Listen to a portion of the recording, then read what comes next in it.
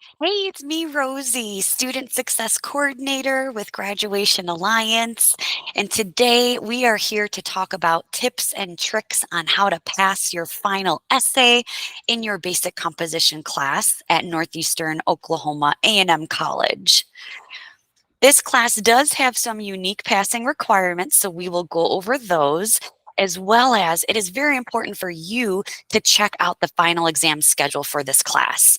You'll want to check the syllabus and the instructor announcements for the due date for both the final essay and the final grammar exam. It's good to know that your final essays are reviewed by a committee, not your instructor, and you'll be notified via email if you pass it or not. The requirements for passing this class are you do need to have a 70% or higher overall, and you do need to pass the grammar exam as well as have a passing final essay. So all three of those parts must be met in order to get credit for this class. Now, you may be familiar with some basic expectations for essay writing, but we're definitely going to cover that more here in detail.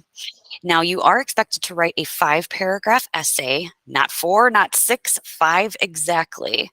And make sure you have 4 to 5 sentences per paragraph that supports the topic sentence. You can add details by answering the questions of who, what, where, when, why, and how. And you will want to keep it in MLA format. So that means you'll need to indent the first line of each paragraph. So definitely try to remember that.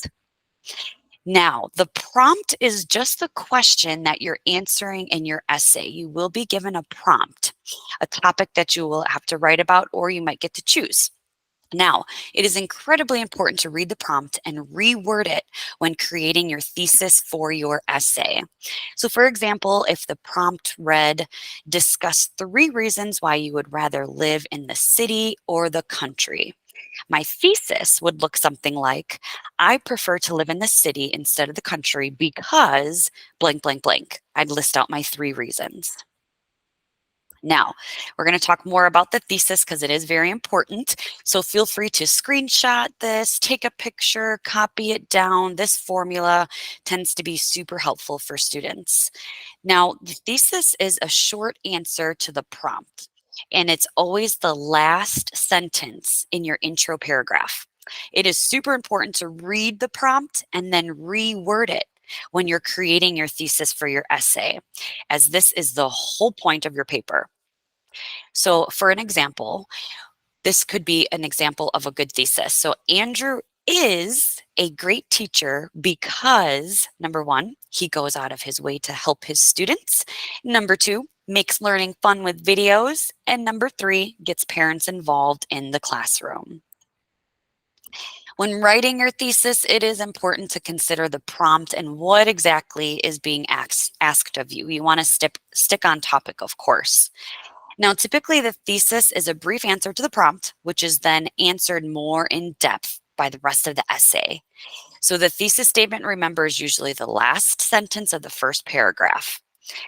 Now, for example, let's say the question is, what is the most rewarding time in your life so far? The thesis could read something like, the most rewarding time in my life was when I got to help my students finish their high school diplomas and start college because, number 1, I was able to help people achieve their goals. Number 2, I got to use my degree every day. And number 3, I worked for a great organization who valued its employees, right? I listed out my 3 reasons there. A little bit more on the thesis statement, because like I said, it is super important, but a successful thesis statement should provide readers with the main claim of your paper, tell them what it's going to be about.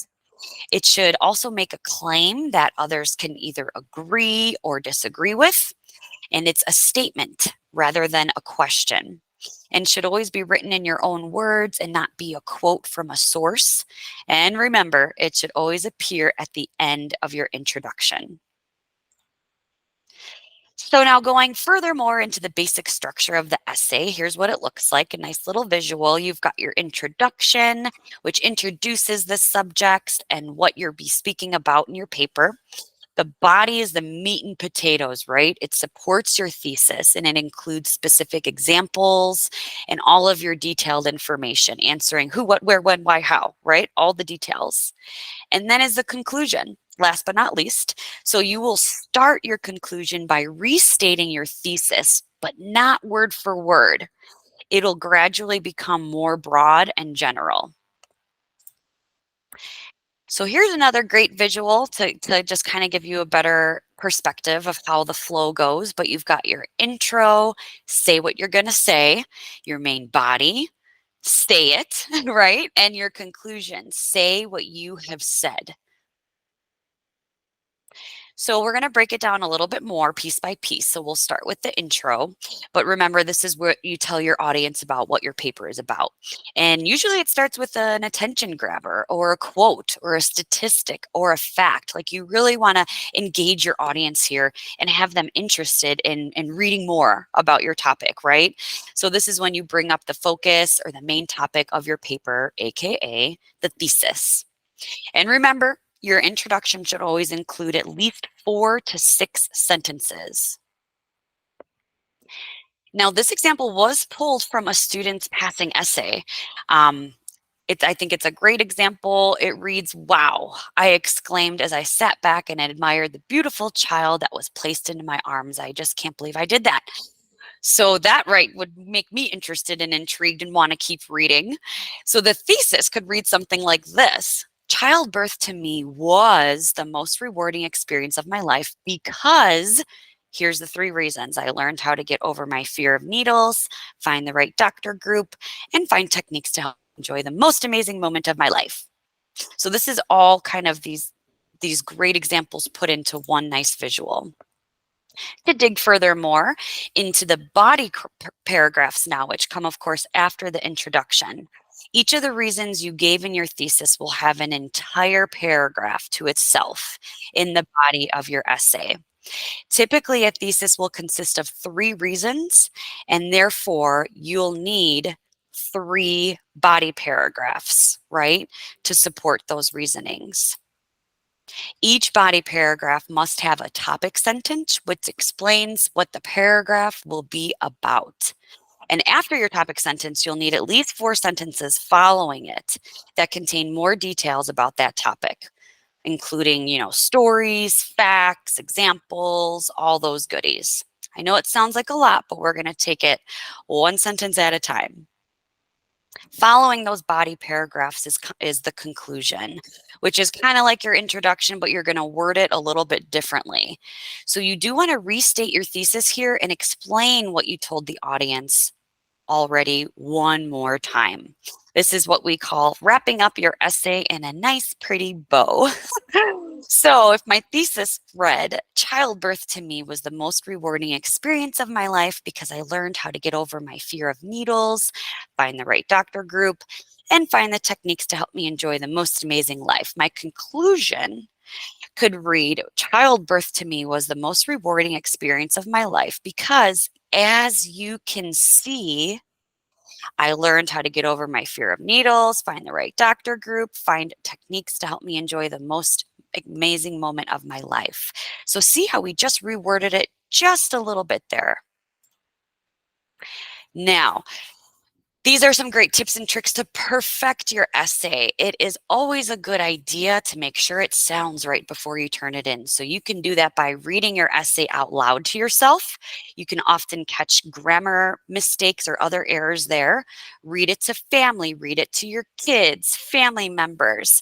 Have an audience, see if they can hear any mistakes. Also, you have access to the Graduation Alliance Virtual Writing Center. The link is there if you can copy that down. It is created exclusively just for our students in this program. So there are some tips and tricks on there and how to write different papers and plagiarism warnings, all kinds of good stuff on there. You can also set up a peer review with a classmate in your class, connect with students on our Facebook group, find other students in your class that see if they can peer review your paper. You also have access to NEO tutoring services as well on campus. Their contact information and website is there. And also tutor.com has been very helpful for students. They are available 24/7, and they also have a paper drop-off service, which we highly recommend you use, especially for this final paper. You can submit it to them, and within 12 hours, they give you feedback, checking out your thesis, checking for MLA formatting, grammar errors.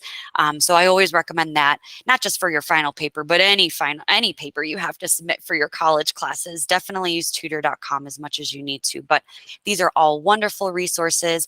We want you to know they're available to you so that you can lean on them as much as you need to help you through. So a quick recap, remember 5 paragraphs, not 6. The committee that grades this does take this seriously. So that's why I've said it a few times. So nice little reminder there. Also, your body paragraph should have a topic sentence plus at least 4 other sentences that support your thesis, with 5 or 6 sentences total. And always review your essay before you submit it. You probably won't use this for this essay, but it is important to remember in any sort of writing that when you use any information from a website, book, any other source other than your own brain, we need to cite it. So here are some websites that'll help you with the citations and references. Some of these things got me through college, so they are great to use. They're also listed on the Graduation Alliance Virtual Writing Center website too that I mentioned before. So please check out all of these: Purdue OWL, EasyBib, Citation Machine, Grammarly. I've heard wonderful things from students as well. So use your resources as needed.